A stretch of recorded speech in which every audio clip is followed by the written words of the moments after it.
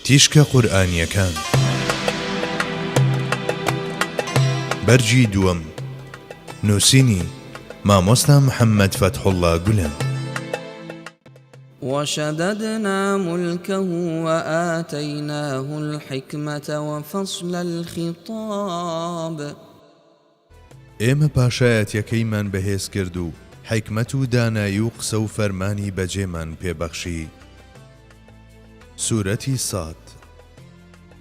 خوای گەورە پاش ئەوەی لە ئایەتی واذكر عبدنا داود ذا الأيد إنه أواب إنا سخرنا الجبال معه يسبحن بالعشي والإشراق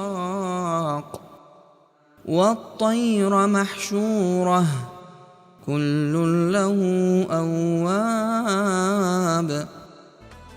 لەم ئایەتەدا چەند مەسەریەتێکی حەزرەتی داود باز دەکات.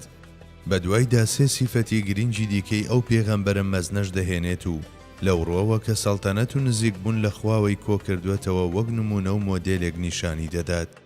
ئەو سێ لایەن و سیفەتەش بریتین: یەک، وەشەددەدنا مولکە، ئەمەش بریتیە لە قوتاربوونی هەموو ئەو تەنگ و چەڵەمە و بەڵایانەی کە هاتوونەتە بەردەمی حەزرەتی داود و بریتیە لە دامەزراندن و بەهێزکردنی ئیرادەی پێغەمبەرانەی ئەو کە دەڵێی دووەک سەڵتەنەتی لێ هاتووە. دیارە ئەمەش لەو ڕوانگەیەوە کە سەبارەت بە پێغەمبەرمان ئاماژە بۆ داهاتوویەکی پڕشنگدار دەکات تا بڵێیت پڕواتایە.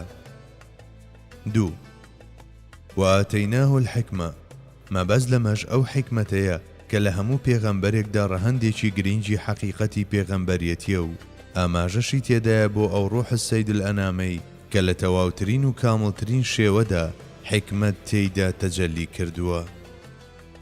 سێ، وەفەسڵ الخیتاب، مەبەست لەمەش ئاماژەکردنە بە توانە و لێهاتنی کامڵی ئیمام الئەنس وەلجن لە بواری گوتاربێژی و ڕەوانبێژیدا کە چەندەها قات لەوەی حەزرەتی داود زیاتری پێبەخشراوە و گوتاربێژی سەرجەمکات و شوێنەکانە و سوڵتانی گفتار و وشە و وتەیە و هەروەک دەنگدانەوەی مەزامیرەکانی حەزرەتی داود کاریان لە چیاکان دەکرد.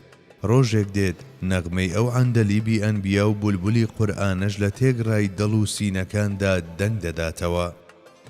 ئەوەندە هەیە زۆربەی کتێبە کلاسیکیەکانی تەفسیر بەگشتی فەسڵ الخیتابی بە ئەمما بەعد و لێکداوەتەوە لە حاڵێکدا هێنرانی ئەم وشەیەی کە لەلایەن زۆربەی خەڵکیەوە زۆر بە ئاسانی دەوترێت لەلایەن قورئانەوە بە تایبەت باسکرانی لە مەقامی منەتدا زۆر ڕەوان دەرناکەوێت.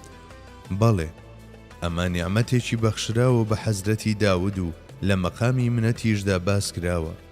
کەواتە لێرەدا وا گونجاوترا فەسڵ الخیتاب بە باسکردن و شیکردنەوەی بابەتەکان بە شێوەیەکی سیستماتیک و بە جۆرێک کە هەمووان لی تێبگەن و پیشاندانی نمونەیەکی تەواوەتی و کامڵی ڕەوانبێژی و خۆشخوانی و توانای شێوازێکی وەهای ئاخاوتن کە هەمووان قبوڵی بکەن و لە هیچ یەکێک لە مەیدان و بوارەکاندا بواری ڕەخنەن نەهێڵێتەوە. دەگونجێت فەسڵ الخیتاب بەم جۆرەش لێک بدرێتەوە.